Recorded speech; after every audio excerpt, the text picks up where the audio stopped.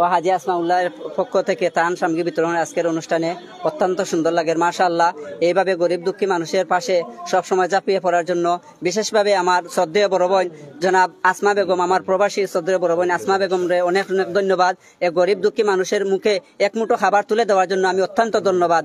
আল্লাহ হাফিজ, আসসালামু আলাইকুম রহমতুল্লাহ। অনেক ধন্যবাদ। আমরা নাইম ভাই যুব সমাজ অনেক কষ্ট করছেন। আসসালামু আলাইকুম রহমতুল্লাহি ওয়া বারাকাতুহু। বিশেষভাবে আমার হাজি আনিফুল্লাহ মামা ও হাজি আসমাউল্লাহ আমার অত্যন্ত মায়ের মানুষ মামি, তাই দরকার পায় মানুষকে দিছো কষ্টপুরও দিছো।